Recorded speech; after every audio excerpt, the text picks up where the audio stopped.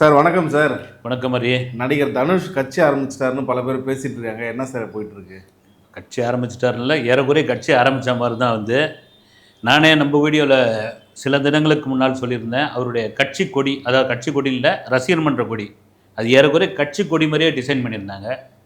அப்போ கூட நீங்கள் கூட சொல்லியிருந்தீங்க, இல்லை சார் அது ரசிகர் மன்ற கொடி தாங்க அப்படின்னு. நீங்கள் அதோட டிசைன் பண்ணது, அது ஆர்வமாக அவங்க ரசிகர்கள் காரில் மாட்டினது, அப்புறம் அவர் அங்கே கொடுத்த ஸ்பீச்சு, அப்புறம் அதுக்கு கூட பார்த்திங்கன்னா தனுஷ் கட்சி ஆரம்பிச்சிட்டாருன்னு அப்போது பரபரப்பாக பேசினப்போ அவருடைய ரசிகர் மன்ற பொறுப்பாளரும் இயக்குனருமான சுப்பிரமணிய சிவா கூட பிரசாத் லேபில் ஒரு ஆடியோ லான்ச்சில் பேசினார்.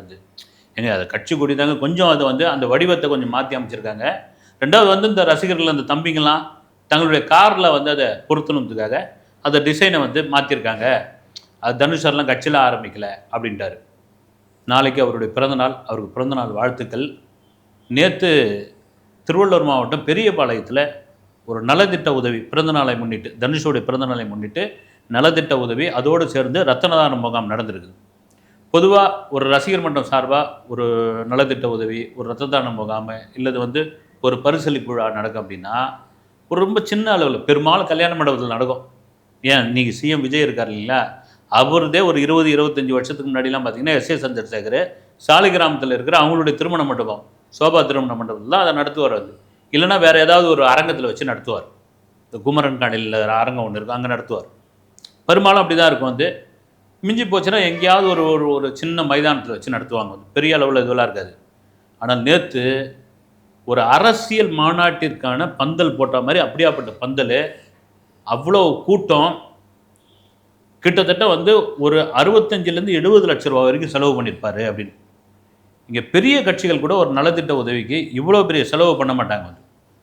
சரிங்க, அவர் ஒரு 50 கோடி ரூபா சம்பளம் வாங்குற ஹீரோ, ஒரு 65 லட்சத்து என்ன இருக்குது அப்படின்னா, அதை பண்ணுறதுக்கான ஒரு மனசு ஒன்று வேணும் இல்லை, பண்ணுறதுக்கான காரணமும் ஒன்று வேணும் இல்லை. நீங்கள் திடீர்னு எடுத்து நமக்கு அவங்களோட ஸ்ட்ரென்த்து நான் தெரியும், நம்முடைய ரசிகர் இவ்வளோ தான் இருக்கார், ரசிகர் மன்றம் அவ்வளோ தான் இருக்குது அப்படின் பொழுது இது அளவுக்கு பண்ணால் போதும்னு தோணும்.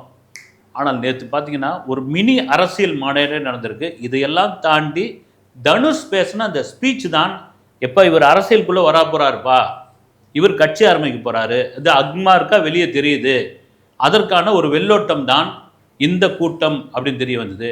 அதுதான் இப்போ நடந்திருக்குது. சமீப காலமாக அவர் ரசிகர்களை சந்தித்து பேசிகிட்டு இருக்காரு. குறிப்பாக பார்த்தீங்கன்னாக்கா இந்த மாதிரி நலத்திட்டங்கள்லாம் பண்ணுறாப்புல. இன்னொன்று அவர் ரசிகர்கிட்ட சொல்கிறாப்புல, நீங்களாம் மக்களுக்கு உதவுங்க, உங்கள் வீட்டு பக்கத்தில் இருக்கிறவங்களுக்கு. இந்த மாதிரி ஒரு அரசியல் சார்ந்த ஒரு அரசியலை பேசிகிட்டே இருக்கார் அவர் ரசிகர்கள் மத்தியில். இது உண்மையாலுமே அரசியல் தானே சார் இது? இல்லை, நீங்கள் சொல்கிற மாதிரி தான். கடந்த ஒரு 8 மாத காலமாக மிக தீவிரமாக, அது 8 மாத காலமாக மிக தீவிரமாக பல ஊர்களில் பல மாவட்டங்களில் தனுஷ் தன்னுடைய ரசிகர் மன்றத்தை சார்ந்தவர்களை சந்தித்து வர்றார். அது ப்ரெஸ்ஸை கூப்பிட்றதுல, மீடியாவை கூப்பிட்றதுல, அது சம்மந்தமாக ப்ரெஸ் ரிலீஸ் எதுவும் அனுப்புறதுல, மீடியாக்களுக்கு தெரிஞ்சால் கூட என்னென்னா எங்களுக்குள்ளே சும்மா பேசிக்கிறீங்க, ஒரு நான் மன்ற சம்மந்தமான இதுவுங்க, நீங்கள் ஒன்றும் வேணாங்க அப்படின்னு மீடியா வந்துட்டு போகிறாங்க.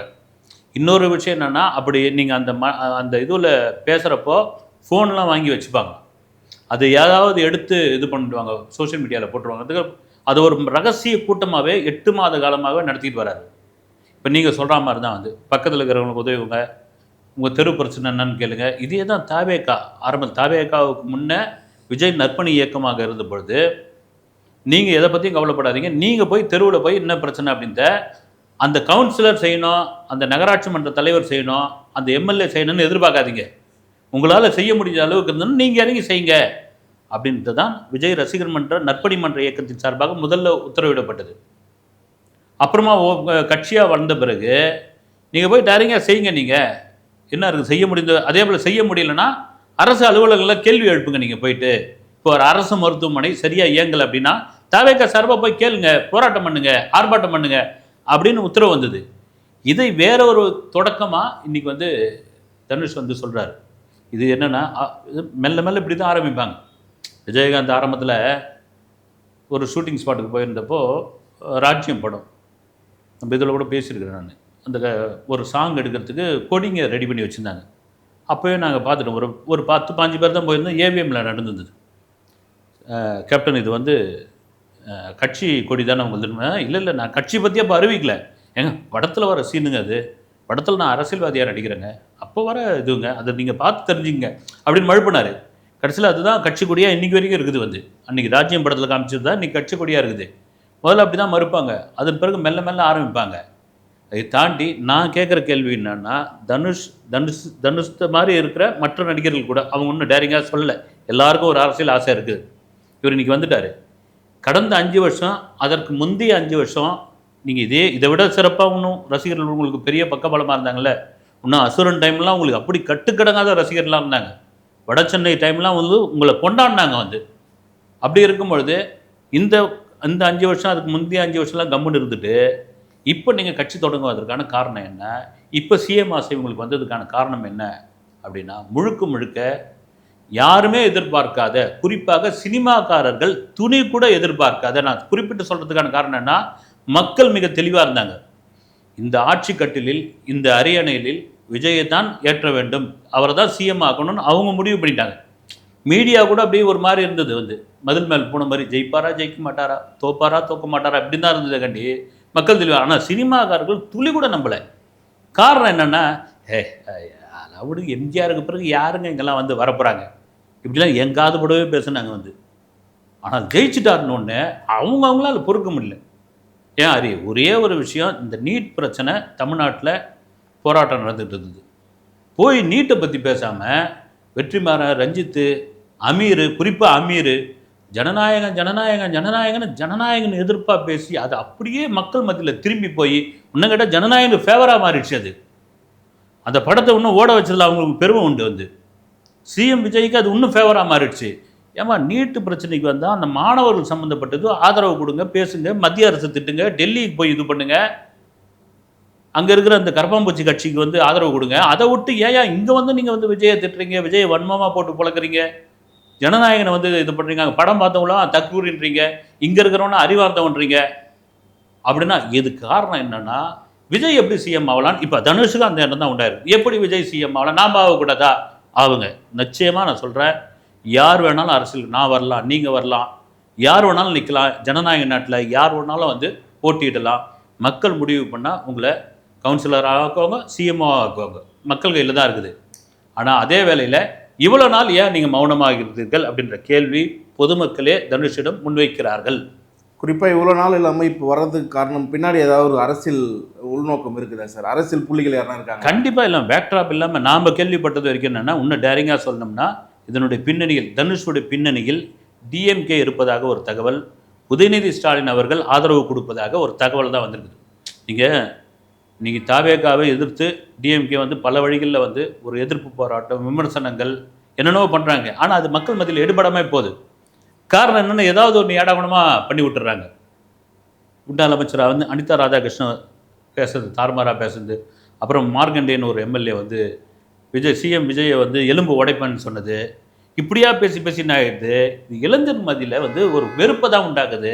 ஏங்க வந்தது 2.5 மாதம் தானேங்க ஆகுது, அதுக்குள்ளே ஏங்க அவர் வந்து அந்த நாற்காலியிலேருந்து இறங்கணும்னு பார்க்குறீங்க, அந்த நாற்காலியை பிடுங்கணும்னு பார்க்குறீங்க அப்படின்னு மக்கள் கேட்க ஆரம்பித்தோடனே இது அவங்களுக்கு பேக் ஃபயராக மாறுது.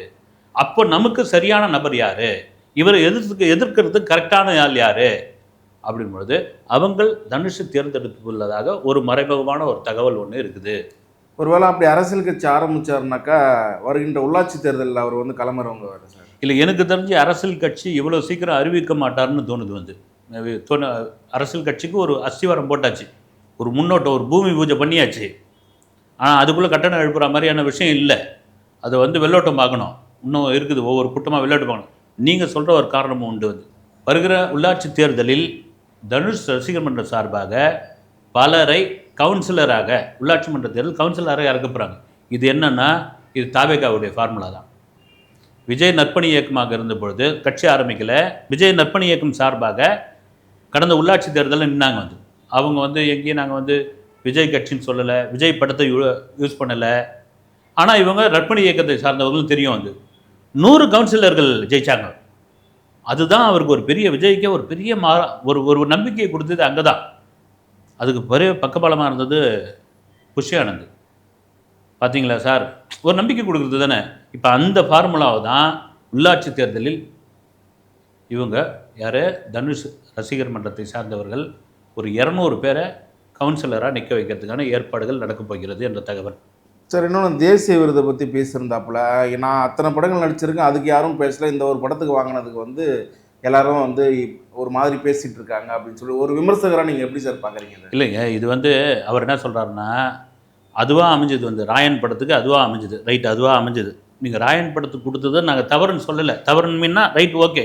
2024 வருஷத்தில் ஒரு அயோத்தி, ஒரு வாழை, ஒரு தங்கலான், இந்த மாதிரியான படங்கள் எதுவும் இல்லாமல், ஒரு கொட்டுக்காளி, இந்த மாதிரி படங்கள் இல்லாமல் வெறும் ராயன் மட்டும் வந்தது. ராயனை விட மோசமான படம் வந்தது அப்படின்னா, எப்பா தகுதியான படம் பா இது, இது கண்டிப்பாக கொடுக்க வேண்டிய படம்னு நம்ம சொல்லலாம் வந்து. ஆனால் அதை விட சிறந்த படங்கள்லாம் இருக்கும்போது அதே தனுஷை ஒத்துக்கிறாரு. ஆனால் நான் என்ன பண்ணுவேன்றார், அதுக்கு ரேண்டமாக வந்ததுக்கு. அதே வேளை முந்தைய படங்கள்லாம் அவர் சொல்கிறார். இப்போ நீங்கள் வடச்சென்னை எடுத்துங்க, அது தேசிய விருது கொடுக்க வேண்டிய படமாக அது வந்து. எவ்வளோ கெட்ட கெட்ட வார்த்தைகள், வடச்சென்னை மக்களை வந்து தவறாக காட்டின ஒரு விஷயம், அந்த மக்களை கொந்தளிச்சிட்டாங்க. ஏங்க என்னங்க வடச்சென்னைனால இப்படி தான் இருப்போன்ற மாதிரி ஏற்கனவே ஒரு பிம்பம் இருக்குது, நீங்கள் வேறு படத்தில் வேறு இப்படி வேறு காட்டுறீங்களா அப்படின்னு. இன்னும் கேட்டால் வடச்சென்னை 2 எடுக்காது நிறுத்தி வச்சதுக்கு அதுவும் ஒரு காரணம்ன்ற மாதிரி விஷயங்கள் பேசிக்கிறாங்க. அப்புறம் பார்த்திங்கன்னா புதுப்பேட்டை, அது ஒரு அசல் அக்மார்க், ஒரு அடிமட்ட அரசியல் படம். நீங்கள் அதை பார்க்குறதுக்கு நல்லா இருக்குமே கண்டி, அதுக்கெல்லாம் தேசிய விருதுக்கெல்லாம் எந்த விதத்தில் தகுதின்னு தெரியல வந்து. இது மாதிரி சொல்லிக்கிட்டே போகலாம். ஆனால் என்னென்னா இந்த விமர்சனத்தை அவரால் தாங்க முடியல.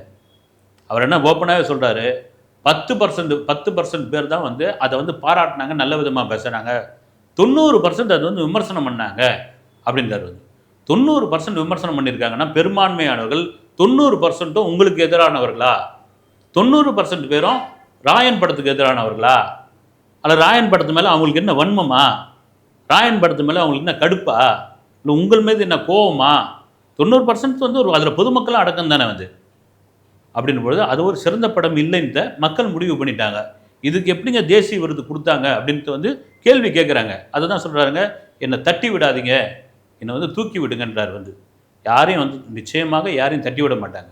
இப்போ அப்படி தட்டி விடுறவர் தானே இன்றைக்கி சிஎம்மாக உட்காந்துருப்பார் அவர், சிஎம் விஜயாக. இந்த மக்கள் தட்டி விடணும்னு முடிவு பண்ணியிருந்தா, நீங்கள் மக்கள் மனதில் என்ன பண்ண போகிறீங்க, மக்கள் மனதில் எப்படி இடம் பிடிக்க போகிறீர்கள், மக்களுக்கு என்ன நோக்கத்தோடு நீங்கள் அரசியலுக்கு வரீங்க? இப்போ லஞ்சத்தை ஒழிப்புன்னு சொல்லி விஜய் வந்தார். இன்றைக்கி பாருங்கள், நேற்று முந்தினால ஒரு அரசு ஊழியர், அவங்கள அரசு ஊழியர்கள்லாம் கூப்பிட்டு வச்சுக்கிட்டு லஞ்சம் வாங்க முடியலன்னு கொந்தளிக்கிறாங்க வந்து. ஓப்பனாக பேசுகிறாப்புல வருவாய்த்துறையை சேர்ந்த அவர் என்ன சொல்கிறாரு, ஏங்க ஜிபே வச்சுக்கூடாது, பணத்தை வச்சுக்கூடாதுன்றீங்க, பேக்கெட்டில் பணத்தை வச்சுக்கூடாதுன்றீங்க, அதிகாரிங்க வந்தாங்கன்னா, மாவட்ட ரீதியான அதிகாரிங்க வராங்க, அமைச்சருங்க வராங்க, அரசியல் சம்மந்தப்பட்ட வராங்க அப்படின்னா அவங்களுக்கு சைவ சாப்பாடா அசைவ சாப்பாடா, அவங்க தங்க வைக்கிறதுக்கு லாட்ஜி, அவங்களுக்கு சாமினார் பந்தல், அவங்க வரவேற்கிறதுக்கு பூங்கொத்து, இந்த காசெல்லாம் எங்கேருந்துங்க வரும் அப்படின்னா, அப்போ லஞ்ச பணத்தை நியாயப்படுத்துகிறார். புரியுதுங்களா உங்களுக்கு? லஞ்ச பணத்தை நியாயப்படுத்துகிறாரு. இதெல்லாம் இல்லை, இவ்வளோ லஞ்சம் வாங்கினா தான் இதெல்லாம் நாங்கள் செய்ய முடியுன்றாரு. அப்போது இந்த லஞ்சம் வாங்கக்கூடாதுன்னு விஜய் கவர்மெண்ட் போட்ட உத்தரவு வேலை செய்தில்லை, உள்ளே போய் அந்த மாத்திரை வேலை செய்தில்லை, அதனுடைய கொந்தளிப்பு தான் இப்போ மக்கள் வரவேற்கிறாங்கல்ல. இந்த மாதிரியான ஒரு நம்பிக்கையை நீங்கள் மக்களுக்கு என்ன தரப்போகிறீர்கள் அப்படின்ற ஒரு விஷயம். ரெண்டாவது, எனக்கு தெரிஞ்சு ஹரி, வர 20 வருஷத்துக்கு 20-25 வருஷத்துக்கு தாவேகா அரசை ஒன்றும் பண்ண முடியாது. நீங்கள் எத்தனை தனுஷ் வந்தாலும் என்ன பண்ணாலும் வந்து ஒன்றும் பண்ண முடியாது. ஏன்னா எதிர்ப்பு அரசியல் பண்ணால் தான் வர முடியும். நீங்கள் எதிர்த்து இல்லைனா வந்து இவங்க பண்ணுறத வச்சு எனக்கு என்ன தோணுதுன்னா, தனுஷ் வரப்போறார் வனப்புறாருன்னு ஒன்று தாவேகாவினர், அது விஜய் ரசிகர்கள், விஜய் தொண்டர்கள் அவங்கள போய் திட்டணும், அவங்கள போய் கடுமையாக விமர்சனம் பண்ணணும், அதை நமக்கு ஃபேவராக மாற்றணும்னு ஒரு வேளை நினைக்கிறாங்களோ என்னவோ. ஆனால் ரொம்ப புத்திசாலிகள், அதை பண்ணாதீங்க, தயவுசெய்து பண்ண மாட்டார்கள். அது பண்ணிங்கன்னா அவங்களுக்கு ஃபேவராக தான் மாறும் அது. ஏன்னா அது பண்ண வேண்டிய அவசியமே கிடையாது. மக்களுடைய ஆதரவு இவ்வளோ பெரிய ஆதரவு இருக்கும்போது ஏன் அதை பண்ணணும் திரும்பவும்? அதை தான் சரி வரட்டும், என்ன தான் பார்க்குறாரு, என்ன தான் பண்ணுறாரு தனுஷ்ன்னு தான் பார்ப்போம். சார், இதுக்கு முன்னாடி கட்சி ஆரம்பித்தவங்க நிறைய பேர் இருக்காங்க. குறிப்பாக சரத்குமார், பாக்கியராஜ், டிஆர், இந்த மாதிரி நாங்கள் கார்த்திக், இந்த மாதிரி நிறைய பேர் இருக்காங்க. அதில் ஒன்றா வந்து இவர் வந்து கடந்து போயிடுவாரா இல்லை எப்படி சார்? இல்லை, இது நான் எதுவுக்காக சொல்லலை. எம்ஜிஆர் கட்சி ஆரம்பித்து முதல்வரான பிறகு சிவாஜி அவர் உள்ள சுற்றி உள்ளவர்கள்லாம் என்ன பண்ணாங்களாம், அண்ணா எம்ஜிஆரே வந்துட்டார், நீங்கள் என்னண்ணே? அப்போ எம்ஜிஆர் சிவாஜி, சிவாஜி எம்ஜிஆர் தானே. இன்னுங்கிட்ட எம்ஜிஆர் சம்மந்தப்பட்ட நடிகர்களோ டெக்னீஷியனோ சிவாஜி படத்தில் ஒர்க் பண்ண மாட்டாங்க.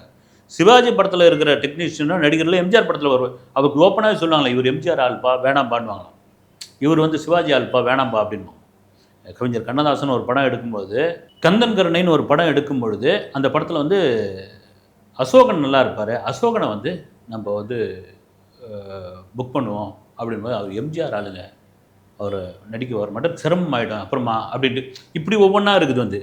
அந்த சமயத்தில் வந்த பிறகு இவரை சிவாஜியை கட்சி ஆரம்பிக்க வச்சாங்க. கட்சி ஆரம்பித்து ஒரு இடத்துல கூட டெபாசிட் வாங்கல, ஒத்துக்கிட்டார். அது வந்து சிவாஜி கணேசன் அவர்கள், நடிகர் திலகம் அவர்கள், அவர் ராமச்சந்திரன் தான், நான் தான், அதனால் வேணாம், நமக்கு அரசியல் வேணான்ட்டு சுத்தமாக ஒதுக்கிட்டார், இது பண்ணிட்டார்.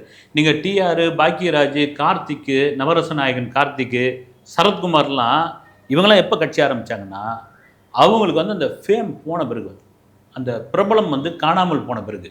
நீங்கள் அந்த காலகட்டத்தில் இப்போல்லாம் கிடையாது, இப்போ சோஷியல் மீடியாவில். அப்போல்லாம் பார்த்தீங்கன்னா பாக்யராஜ் வீட்டு முன்னாடி ஒரு 20-25 பேர் நின்றுட்டு இருப்பாங்க. டிஆர் வீட்டு முன்னாடி ஒரு கும்பலாக இருப்பாங்க வந்து.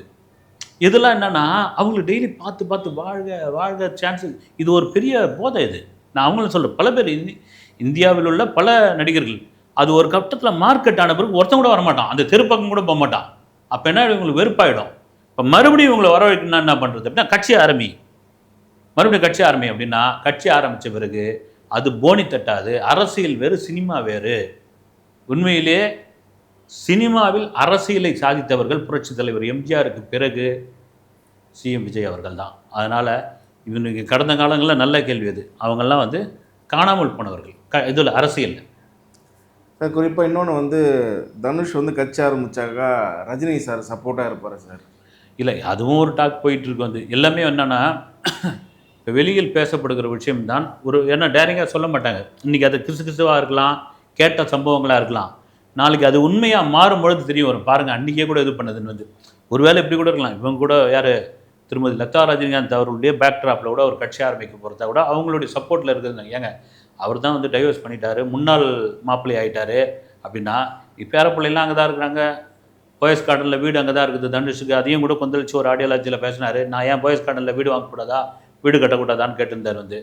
ஒருவேளை இப்படி நினச்சிருக்கலாம் வந்து, நம்முடைய கணவர் ஒரு கிட்டத்தட்ட ஒரு 35 வருஷத்துக்கு முன்னாடியே அவரை சிஎம் நாற்காலியில் உட்கார வைக்கிறதுக்கு அப்படியே கூட்டு போய் உட்கார வைக்க பார்த்தாங்க.